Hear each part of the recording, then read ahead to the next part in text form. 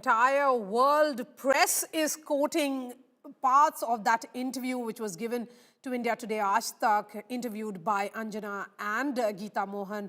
They have picked up several parts of that interview. Remember, President Putin is a man of few words. He doesn't speak much, but when he chooses an Indian network, it is India Today.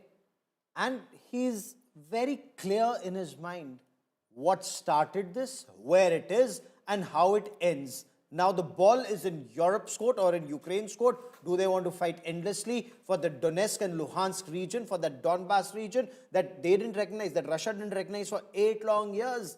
He's given out that roadmap. He says, you brought yourself into this situation, now you pull yourself out. Words to that effect in their exclusive interview with India Today. What's the road ahead? Because on India Today, we're looking at solutions and the road ahead. Let's hear Prime Minister Narendra Modi and the Russian President. I'll bring in my colleagues for more on this big story, but let's listen in to Prime Minister Narendra Modi. Excellency, मेरे परम मित्र, मेरे लिए खुशी की बात है कि मुझे फिर से एक बार भारत में आपका स्वागत करने का अवसर मिला है। कल से आपके डेलीगेशन के लोग अनेक मीटिंगों में व्यस्त रहे हैं और बहुत सारे आउटकम के साथ आज हमारी ये समिट आगे बढ़ रही है। एक्सेलेंसी, आपकी यात्रा बहुत ही ऐतिहासिक है। 2001 में जब आपने कार्यभार संभाला और भारत की आपकी यात्रा पहली हुई, उसको आज 25 साल हो गए और उस पहली यात्रा में ही स्ट्रेटेजिक पार्टनरशिप की एक मजबूत नींव रखी गई थी। मेरे लिए पर्सनली भी खुशी की बात है कि आपके साथ मेरे परिचय को और संबंधों को उसको भी 25 साल हो गए हैं। एक्सेलेंसी, मैं मानता हूं कि ये जो 2001 में आपने जो भूमिका अदा की, एक विजनरी लीडर कैसे सोचता है, कहां से शुरू करता है और संबंधों को कहां तक पहुंचा सकता है, इसका एक उत्तम उदाहरण भारत रशिया के संबंध है। एक्सेलेंसी, यूक्रेन के संकट के बाद हमारी लगातार चर्चा होती रही है। आपने भी समय समय पर एक सच्चे मित्र के रूप में हमें सभी चीजों से अवगत कराया है। मैं समझता हूं कि विश्वास बहुत बड़ी ताकत है और आपको मैंने अनेक बार इस विषय की चर्चा भी की है और विश्व समक्ष भी मैंने रखा है कि विश्व का कल्याण शांति के मार्ग पर ही है। हम सबको मिलकर के शांति के रास्ते तलाशने चाहिए और पिछले दिनों जो प्रयास चल रहे हैं, मुझे पूरा विश्वास है कि विश्व फिर से एक बार शांति की दिशा में लौटेगा। एक्सेलेंसी, पिछले दिनों विश्व समुदाय के सभी नेताओं से जब भी मेरी बात हुई है और उन्होंने जब विस्तार से मेरे चर्चा की, मैंने हमेशा कहा है कि भारत न्यूट्रल नहीं, भारत का पक्ष है और वो पक्ष शांति का है। हम शांति के हर प्रयासों का समर्थन करते हैं और हम शांति के हर प्रयासों के साथ कंधे से कंधा मिला करके खड़े हैं। पूरे विश्व ने कोविड से लेकर के अब तक कई संकटों से गुजरा है। हम आशा करते हैं कि बहुत ही जल्द विश्व को चिंताओं से मुक्ति मिलेगी और एक सही दिशा में प्रगति के राह पर विश्व समुदाय को एक नई आशा पैदा होगी। एक्सेलेंसी, मुझे पूरा भरोसा है कि आज दिन भर हम अनेक विषयों पर चर्चा करने वाले हैं। भारत और रशिया के आर्थिक संबंधों का अधिक विस्तार हो, हम नई नई ऊंचाइयों को प्राप्त करें, ऐसे बहुत ही आशावादी आउटकम के साथ हम हमारी इस मीटिंग को आगे बढ़ाएंगे, ये मेरा पूरा विश्वास है। माय फ्रेंड, मैं फिर से एक बार आपका और आपके डेलीगेशन हृदय से बहुत बहुत स्वागत करता हूं। That's a big statement from Prime Minister Narendra Modi. Bharat neutral nahi hai. India is not neutral. India is on the side of peace. And this is a perfect response to all those countries, United Kingdom, France, Germany, other countries in Europe, United States of America. Now they need to respond. Are they going to egg this war on, as President Putin says, or are they also on the side of peace through dialogue and not longer-range missiles and more weapons of war, Sandeep, that are being given to Ukraine to carry this war on? Because if both sides want, the war can stop instantly, and whatever is the solution can be found through dialogue, but the war has to stop. Those weapons have to stop firing, Sandeep.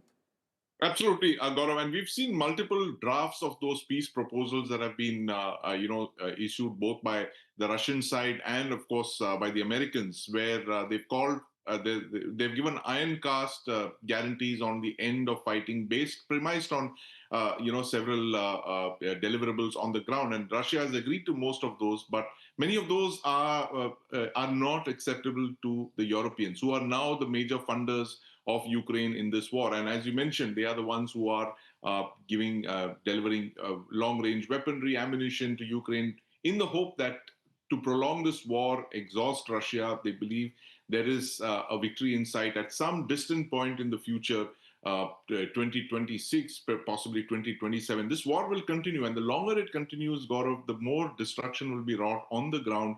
Russia has demonstrated a remarkable capacity to withstand not just sanctions, but military action on the ground. And as we've been told in the past, Russia is not fighting just Ukraine. It's fighting the collective might of the West. It's fighting NATO, which has been providing not just arms and ammunition, but C4ISR, reconnaissance, data, all of that targeting information is coming in. It's a proxy war of a kind that we've not seen in the 21st century. And there are vested interests that would want this war to continue because, they believe that Russia will, come for other European countries. And this is a dichotomy because on the one hand, they say that Russia will collapse if you continue fighting them in Ukraine. And on the other hand, they say that, no, our countries will be next in line. All the other countries of Western Europe could be targeted by Russia if we allow this peace plan to take effect in Ukraine. So there are a lot of dichotomies there, and it is all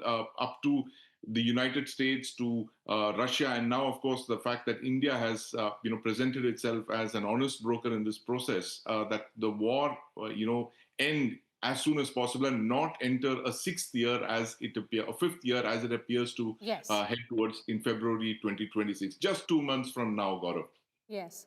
So certainly, as we have been saying, that all capitals of the world, all nations are watching the message that is coming in from the two leaders here.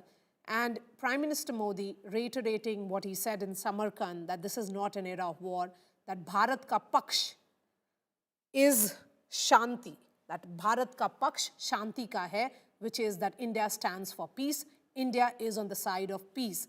Now, it's for other nations like United States and also, but remember, President Putin in that interview to Anjana and Geeta has also said that he feels that President Donald Trump is actually being sincere in his efforts in ensuring peace. So he has acknowledged the efforts that have been made by the Trump administration for ensuring peace. But let's put the spotlight again on the business deals that is likely to be inked.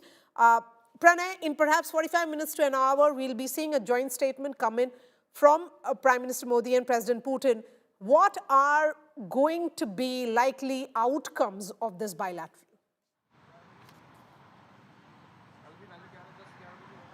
There are very many MOUs, many agreements which are lined up, Maria, for both the leaders to ratify and to be announced in their presence at Hyderabad House, which includes the sectors of health, maritime, shipbuilding, especially the sea breaker, icebreaker, or like the Arctic area, the ships which can operate in the Arctic region. Besides that, the agriculture, labor and migration mobility agreements. There are many areas, including the people people-to-people contact to facilitate the tourism in each other's country. So these are the areas which will, which will have the MOUs and agreements. But I want to add to the thing which you and Gaurav were discussing about what how India has been consistent. Maria, you have to see the course of last 18 months. You prove your point not by preaching others, but what you practice, and what India has practiced in last 4.5 years as far as the Russia-Ukraine conflict is concerned. You see how India has always maintained, and the Prime Minister Narendra Modi has always maintained at every forum, be it United Nations or be it Shanghai Cooperation Organization meeting, that the solution to Russia-Ukraine conflict can only be arrived at by discussion and diplomacy, and not on the battlefield, but off the battlefield. Also, if you see after taking his third term, Prime Minister Narendra Modi took his first visit to Moscow in July 2024. Thereafter, in August 2024, he went to Ukraine. And at both the capitals, in Moscow as well as in Kyiv, Prime Minister Narendra Modi categorically mentioned that the solution can only be arrived at through dialogue and diplomacy. If India can play any role, we are ready. We stand by every peace effort. So peace is our side. Pranay, India I is was not neutral, but reporting- we are on the side of peace, and this is what Yes, we have I practiced. was reporting both from Moscow in July and Kiev a month later when Prime Minister Narendra Modi traveled to Moscow and Kiev, looking for that dialogue process to be initiated. And he said whatever India can do, India is very happy to offer whatever assistance that may be required for peace, because India very strongly believes peace can only come through dialogue and not when guns are booming. Remember, that's the point India has also made to a state sponsor of radical Islamist terror, Pakistan. Golibari ke beech बातचीत सुनाई नहीं देती. And this is something that Prime Minister Narendra Modi had said when he was sworn in as Prime Minister for the first time in 2014 and had invited Nawaz Sharif to India. So do keep in mind, he's been consistent, absolutely consistent. Dialogue can only happen when there is peace.